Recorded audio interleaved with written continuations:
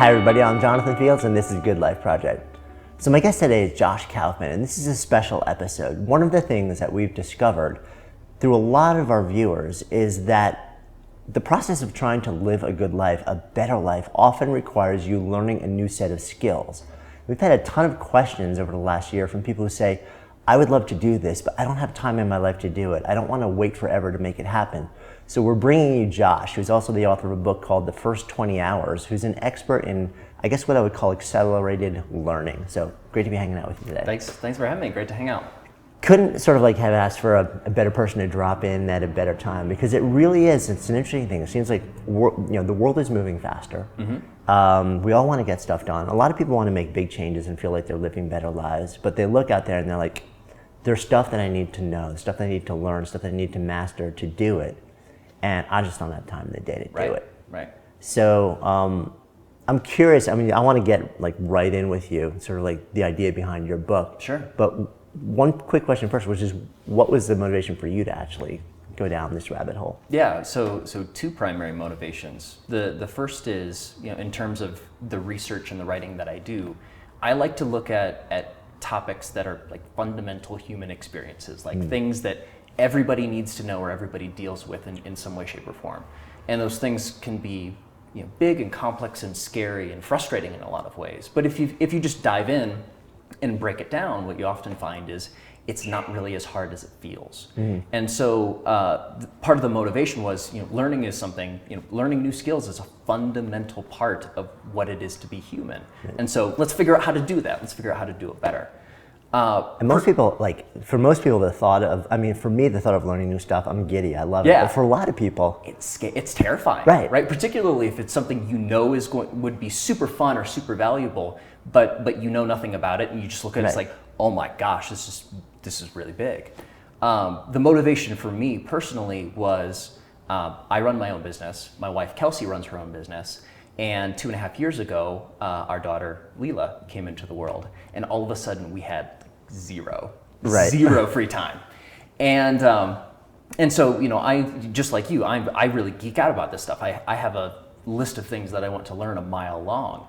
And so, not having any time, it's like, okay, I may only be able to set aside, half an hour, 45 minutes a day. Yeah. So if that's all I have, then let's figure out how to learn as quickly as possible in that short period. And at the same time, you don't want to wait forever to get results. I mean, that's a lot of people are like, okay, I could figure out, I could scrap somehow to find like that half an hour a day. But does doing it so little mean that it's going to take me like 10 years to actually be decent enough at it so it'll actually be fun? Right. And what I found through my research is that's totally not the case. It doesn't take very long. Yeah. Even if you know absolutely nothing, or you only have a certain amount of time every day to sit down and learn it, you can become very, very good at something in a very short period of time. I think that's fun. So, but this flies in the face to a certain extent also in what has commonly become known as the 10,000 hour rule. Sure, a little bit. It's actually a lot more complimentary than it seem at the surface. So the whole idea of the 10,000 hour rule came from research by K. Anders Ericsson, Florida State University. And the idea behind that was, if you look at the people in ultra competitive, easily ranked fields, professional golfers, musicians, all of these folks where you can get an estimate of who really is the best in the world on an objective level. Right. The question that Dr. Ericsson was researching is, what does it take to get to that level on some very narrow thing? Yeah. So if you want to step on a golf course and compete with Tiger Woods, that's about the amount of time it's going to take you to get there. But the vast majority of us, that's not the goal. That's not what we're trying to do.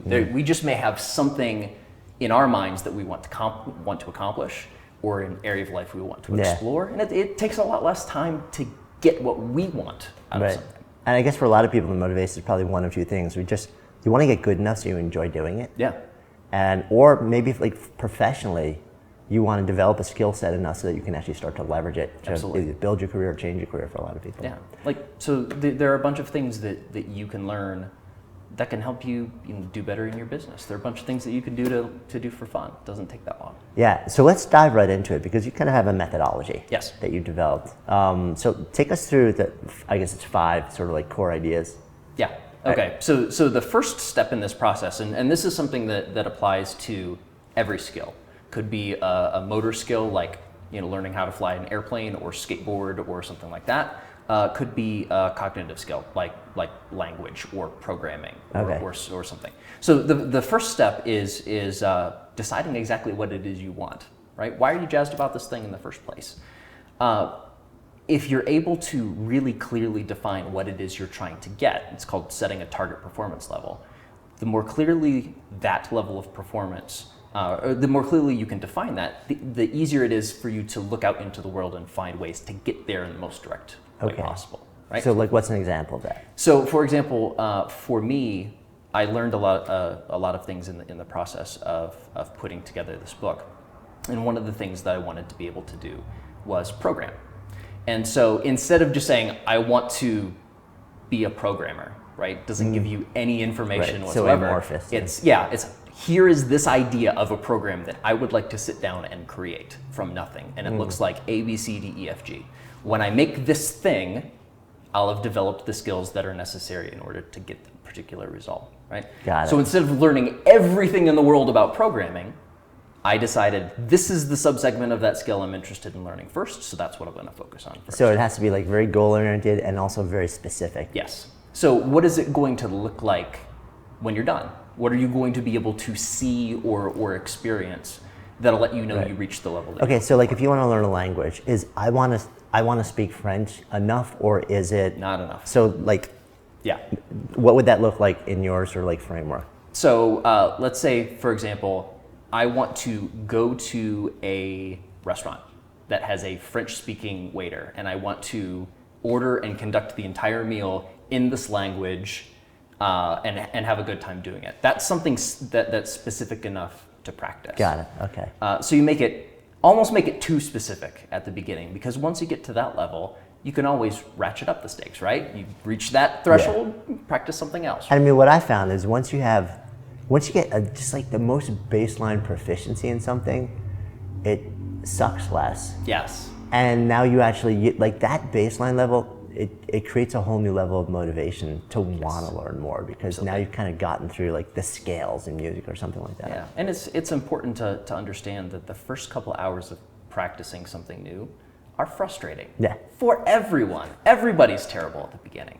And so, if you can push through those early few hours, the practice itself becomes fun and it becomes way easier to continue to improve.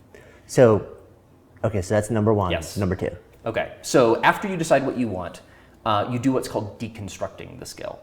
And the idea behind that is a lot of the things that we think of as skills, like for example, playing golf or speaking French or learning how to program, those aren't exactly skills.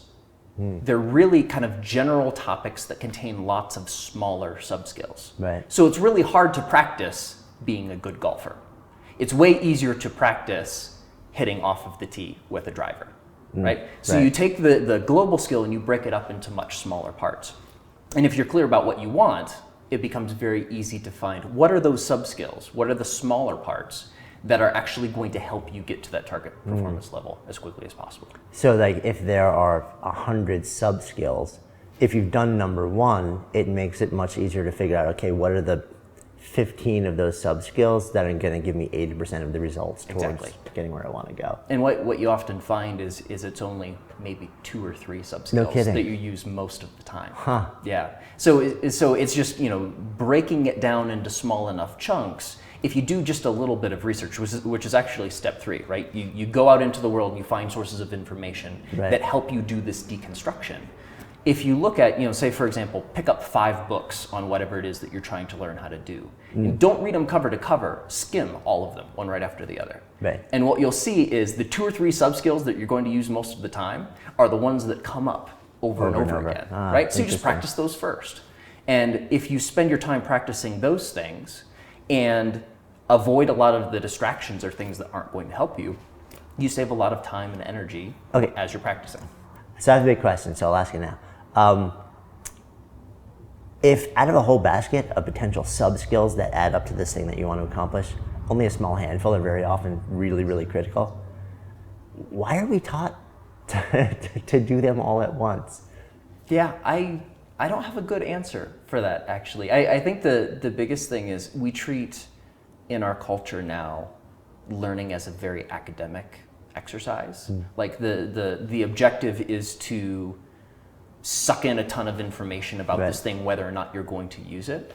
And I think, education in our culture now has been seen in the academic sense and less in the sense of practicing something with the eye of using it to do some particular cool thing. So it's less applied. Yeah. It's more So theory. the whole idea of researching the topic, and something that I had to train myself out of, is I love doing research, right? So the first thing, the programming was a good example of this for me. It's like, I learn how to program. I get 10 books and I have these courses. And I'm gonna go through all of this stuff, and then I'm going to sit down and write a program. It's like, no. You use the research, do just enough research to help you do the deconstruction and find the most important subskills first, and then get out of research mode and into practice mode as quickly as you can. Because that's where the real stuff's going to happen. And when you start practicing what it is you're actually trying to do, that's when you see the performance improvement. Now, you also made a differentiation when we started the conversation between cognitive skills, like learning a language, and did you use motor skills? Yep. Motor skills, like swinging a bat or playing golf. Do all of these steps, we still have two more to work through, but with the three that we covered so far, are they all sort of equally relevant to both types of learning? Yeah, so for both types of learning, you have to go through the same general process. Some of the actual practice techniques can be different. So for example, one of the things that you can do when you're practicing a motor skill, which works really well, is practice it within a couple hours of going to sleep. Either taking a nap or going to bed for the night. There's a lot of research around the idea of what's called consolidation. So your brain translates the practice and experience you had and encodes neural connections to help you do it better. Right. That practice or that process is way more efficient if you practice within about 4 hours of going to sleep. So in the process of writing the first 20 hours, I retaught myself how to touch type on a different keyboard, which was like, having the experience of rewiring my brain to do something differently. Right. And then fun things like playing the ukulele, which is all motor skills. And it was surreal experience. I would practice it right before I would go to bed. And the first couple hours of practice was just terrible. Right. So I would practice, I'd go to bed, I'd pick it up first thing in the morning just to see. And it was like astounding how much better I was after a couple hours sleep. That's amazing. Because sleep helps consolidate that kind of stuff. Yeah, no, that's really cool. So some of the actual practice techniques are different, but the general process is the same. Right. So that's pretty remarkable. You literally wake up in the morning and you're better than you were when you went to sleep just because you slept in the middle of it. Absolutely. So so for like noticeably better, like really? Noticeably better. Like one of in the process of learning typing, like once I switched keyboard formats, I went from typing about as fast as I could think to literally like 5 words per minute, like terrible. Right. And so practicing right before bed and getting up in the morning and trying to use my computer, like in the first couple of days I was doing it, it was like, oh my gosh, I can actually like type now. I can do something. That's crazy. So that type of thing works for a motor skill. For cognitive skills, memorization techniques like spaced repetition and reinforcement, like flashcards with feedback helping you remember things works really well. The actual practice techniques can be very different, but the core method of learning is very much the same. And again, for both of them, before you go to bed, yes, helps with the consolidation. Absolutely.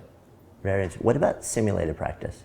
Simulated practice can be effective as long as it is as close to real world performance as you can make it. Right. A lot of the trying to memorize something and then having that translate directly into practice doesn't really work. Yeah, I guess I'm thinking more in terms of like motor skills. Okay.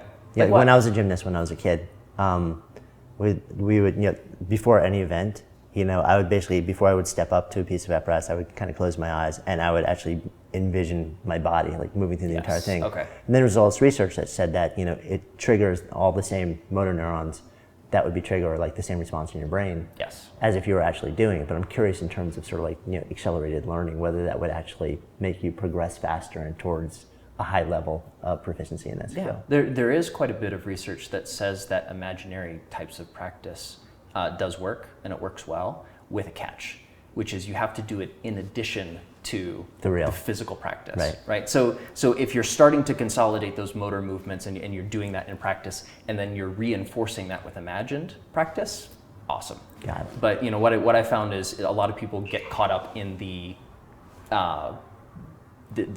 process of just doing the physical practice first. So we got to 3 of the 5 steps now. So let's kind of like close the loop here. So step number 4. Okay, step number 4 is removing barriers to practice. So things that are preventing you from actually sitting down and doing the work. Okay. Sometimes those things are environmental distractions, like turning off the TV or blocking the internet or closing the door. All of the things that you can do to make sure in those early hours of practice, which are frustrating, you don't get so frustrated that it's easy to stop focusing on whatever it is that you're doing and start paying attention to something else. Likewise, anything that you can do to make sure it takes as little energy as possible to start practicing is super helpful at that point. So, instead of keeping your guitar in the case in the back of the closet on the other side of your house, right? Take the guitar out of the case, get a stand, put it right next to your couch, and that just anything that you can do to make it easier on yourself to get those early hours of practice, the better. Yeah, I mean, my guitar is actually hanging out on a rack because of that. It's like almost because I just forget it's even there. Totally. It's like the visual cue actually makes a really big difference for me. All right, so number 4 is, now, I'm curious also, I mean, it sounds like there's a bit of crossover between that and sort of like BJ Fogg's work on really tiny habits. Yeah, absolutely. It's, a lot of the same, this is where the behavioral psychology elements of this come in. Right. It's how can you make it easier to do the thing that you want to be doing instead of getting distracted by some shiny object and going and doing something else. So instead of relying on exerting a lot of willpower to force yourself to do this thing that you've decided you want to do, you spend a little bit of willpower, a little bit of time and energy altering the structure of the environment around you. Right. And just make it easy as possible to do the thing that you want to do. Yeah, totally makes sense. Yeah. All right, last item, number 5. Last one. Pre-commit to practicing at least 20 hours. And this is the big one. So all the things that we've talked about so far is getting set up to sit down and do the work of actually practicing. The pre-commitment and the idea of practicing at least 20 hours, there's a lot of behavioral psychology behind that. The 2 big things is, first, it's a really important check on your reasons for learning this thing in the first place. So it's kind of like, if I'm not willing to commit to 20 hours, I can't be all that serious about it. Yeah, it's like, is it worthwhile for me to rearrange my schedule and stop doing other things? And is this something that I'm expecting to get enough benefit from to make the effort worth it? Yeah. If it's not, don't do it. Right. Life is short, It's like, go do something else that you will get more benefit out of or you are more excited about. So if you're willing to set aside at least 20 hours, what the pre-commitment does is make sure that you practice long enough to push through that early frustration and actually start seeing results. And I think a lot of us really seriously overestimate just how long it takes to become good at something. So you can become really, really good at something, surprisingly good at something, in as little as 20 hours. So if you practice that long, you're going to be way better at the end of that than you were at the beginning. Yeah, I guess a lot of people also figure, well, 20 hours, I've done that with a million different things, and I really wasn't very good. But probably when they actually look back and say, well, no, like I missed 3 days here, and like that one day where I was, said I was practicing for an hour, I was really only practicing for 10 minutes. So when you really add up all the time, I'm guessing there's a little bit of self-delusion that happens. There's actually quite a bit of research behind this. Our minds are not built to accurately estimate time. And in the early parts of learning something new, it's like, it's terrible. It's like, oh man, I've been at this hours. And you look at the clock and you've been at it 10 minutes. Right. And so a lot of the, both pre-committing to a certain amount of practicing. So 20 hours roughly is about 40 minutes a day for a month, give or take. So you can kind of think in your mind 40 minutes a day for a month. So a couple of, and I usually break my practice sessions into about 20 minutes apiece, right? So 2 20-minute practice sessions every day for about a month can get you there. And so, if you're able and willing to do that, pre-committing the time, make sure that you practice long enough to see that really good result. But it's also, psychologically it doesn't feel like that big of a hurdle to say, okay, this is important to me. Right. I can set aside at least that amount of time, right? So it's just enough that you're going to see dramatic results, but not so much that it prevents you from making the pre-commitment in the first place. I love that. So let's recap the 5 steps. Okay. So the 5 steps in order. Step 1, decide what you want. What's your target performance level? Step 2 is deconstruct the skill. Separate it into smaller subskills, practice the most important ones first. Number 3 is research the skill just enough to do the deconstruction and choose the most important subskills, but not so much that it becomes a barrier to practice in itself. Number 4 is eliminate barriers to practice. Make it easy to do what you want to do. And number 5 is pre-commit to practicing whatever it is that you want to be able to do for at least 20 hours. Love it. All right. So my mind is spinning because I'm thinking to myself, okay, what am I going to choose? I was gonna ask, what's in the back of your mind? What have you always wanted to learn how to do? It's interesting. I mean, languages, because I don't speak another language. I took Latin for 6 years, which means I speak nothing but English. It's interesting. Like, I want to blurt out a whole bunch of different things, but number 5 is making me say, I need to really think about this. Yeah. Because I don't want to say, okay, people, I'm going to commit to this publicly. Yeah. And then an hour after we film this, I'm like, I'm not really willing to put in my 20 hours for that. So it's interesting. I'm really thinking that through. Awesome conversation. And I love sort of the breakdown that you have. And this is all obviously detailed and a whole bunch more extensively in the first 20 hours. But thanks for stopping by and sharing this with me, because like I said, one of the consistent questions that we keep getting from people is, I know that for me to get to a place where I feel like I'm living well in the world, I'm doing these things, career, personal, whatever it is, there's a body of knowledge that I need to know and get decent at. But I don't know how to do it, and I think it's going to take forever. So I think this is a really great formula to help people get there. Thanks. And I think the really good news is that the outcome of this research is the barrier to sitting down and learning something new is not intellectual. We're all smart enough to sit down and figure it out and practice in a smart way. The barrier is emotional. And so, a lot of these things are just working with ourselves in a smart way to decide we're interested in doing something, figure out how to do it, and actually sit down and practice so we can do a bunch of cool stuff. Love it. That's fun. Awesome. All right. Fantastic. Thanks for having me. My pleasure. My guest today has been Josh Kaufman, the author of First 20 Hours. I'm Jonathan Fields, signing off for Good Life Project.